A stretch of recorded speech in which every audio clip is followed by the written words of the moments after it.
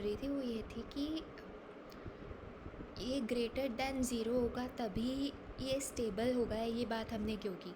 क्योंकि सी equal to zero जो है वो अपने आप में एक स्टेडी स्टेट है। तो अगर आप ज़ीरो पे हो तो आप हमेशा ज़ीरो पे ही रह जाओगे, ये सीन है।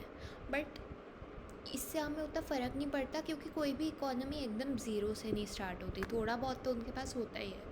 तो एंड अगर थोड़ा बहुत है तो फिर वो अपने आप ही के हेड स्टार पे पहुंच जाती है। इसलिए ये उतना मैटर नहीं करता ये इक्वल टू ज़ीरो वाली चीज़ जो है, ठीक है।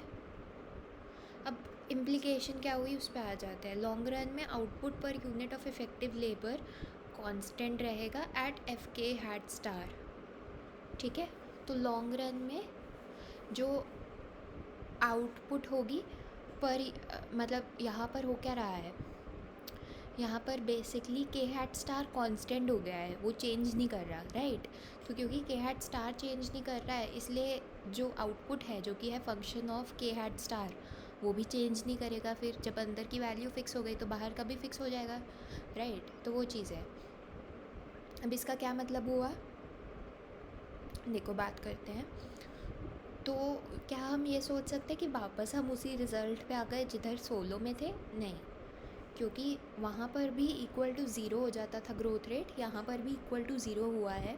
बट वहाँ पर growth rate equal to zero था आउटपुट पर वर्कर का, यहाँ पर ग्रोथ रेट ज़ीरो है वाई हैट टी का, यानी कि आउटपुट पर इफ़ेक्टिव वर्कर, ठीक है। तो what we are saying is कि वो जो 200 लोग हैं, जो आइडियली 100 लोग थे बट टेक्नोलॉजी के कारण वो 200 लोगों के बराबर का काम कर रहे हैं, वो 200 लोग जितनी आउटपुट बनाएंगे उसमें कोई चेंज नहीं आ रहा, वो ओवर टाइम स्टेबलाइज कर रहा है। बट एक्चुअली में तो 200 लोग नहीं है ना, एक्चुअली में तो 100 लोग ही 200 जितना काम कर रहे हैं। तो अब अगर हम आउटपुट पर वर्कर की बात करें, आउटपुट पर वर्कर एज ए नॉर्मल बंदा जो है, ये नहीं कि वो कितने जितना काम कर रहा है, बट नॉर्मल इंसान जो गिन सकते हैं हम, नॉर्मल इंसान, उसकी इनकम अब ग्रो करनी शुरू हो गई है एट द रेट एम। कैसे, वो मैं तुम्हें दिखा देती हूँ प्रूफ उसका, एक सेकेंड। हाँ ये है, जस्ट अ मिनट। ठीक है,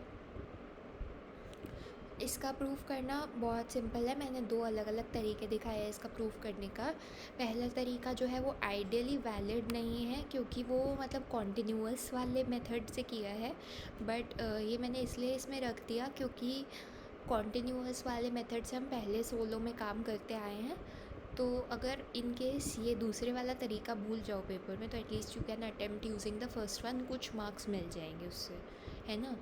तो वो चीज़ है, बहुत सिंपल है।